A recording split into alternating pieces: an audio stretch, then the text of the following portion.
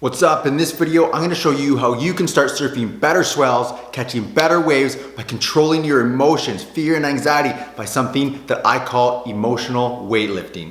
So if that is your goal, to catch better waves, but you always have that emotional reflex and you can't control it, that will always be a barrier for you. You have to change who you are before you enter the water the next time when that big swell hits. And the way to do that is to become familiar with those emotions. You can never eliminate fear. Fear will actually serve you well to help keep you safe, but you need to become familiar with it so you don't have reactions to it and panic in the water. So you have to become familiar with it. And it's a super simple process, not necessarily easy. It takes a commitment on your part, but in order to surf those better swells, you have to be a different person every time you enter the water. And we do this with breath training. And this emotional weightlifting is a low oxygen breath training technique, and it couldn't be more simple. All you have to do is train on low levels of oxygen while you're holding your breath.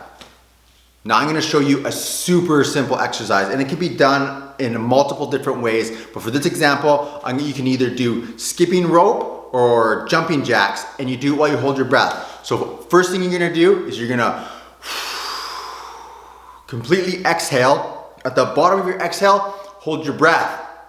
And then once your breath is held, begin to skip rope or begin to do the jumping jacks and go as long as you can. Now you're gonna get an emotional response to that. You're gonna get the fear response because your body, it hits that fight or flight response in your nervous system, and your body doesn't know if you're running from a tiger or if you're just holding your breath. Now this comes really quick because it's a survival thing. You need oxygen so much. It's more important than food, more important than water. You need oxygen. If you go without it for even a couple of minutes, you're gonna be dead.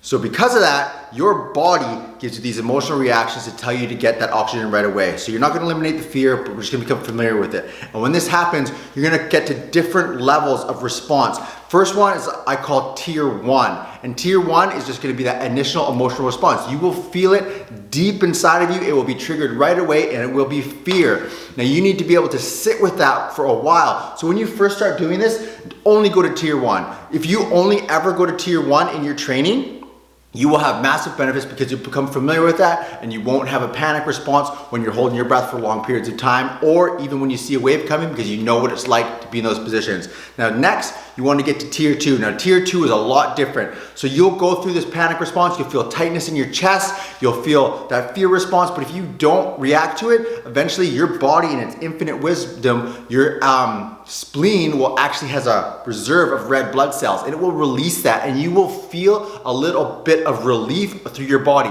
It is a very significant feeling, very obvious, but you have to be able to have a strong cardio system, you have to have a strong emotional system, and in order to get past tier 1, when you get to tier 2, you'll feel that a bit of a relief, and you'll be able to hold your breath a little bit longer and still push that emotional response back a little bit farther. That is the sweet spot. You want to get your training to that point. So you want to be able to break through tier 1, become familiar with tier 2, and that is where your training should, for the most part, end. But there's another tier, tier 3. Now this one is a little bit dodgy. So tier 3, your body is gonna have involuntary responses because your body or your brain knows that it needs oxygen to survive. If you don't have it and you are low on oxygen because you didn't exhale, that's the tier 3 could come really fast. And what tier 3 is your diaphragmatic convulsions, and it's like this. So if you're holding your breath, you go, your diaphragm will start convulsing because it's trying to force that oxygen in, trying to force you to breathe. Super dangerous if you're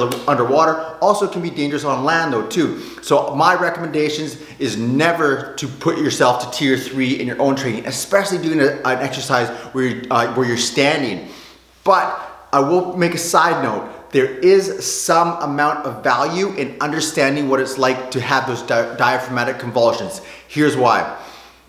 So just like there's 3 tiers, those diaphragmatic convulsions are at the beginning of the 3rd tier. So that means you still have 33% of your breath hold left. So understanding what it feels like to be there, it will give you an idea of what your real maximum breath hold is before you pass out. And a familiarity with that is valuable. However, it's super dangerous, and you should never do breath training alone. You always need a spotter because this stuff, while it is super beneficial, has a certain amount of risks involved. The low oxygen training to contend with what the ocean has to offer when it's at its best, it's a serious thing, right? So just remember that. Always have a spotter when you're doing low oxygen training.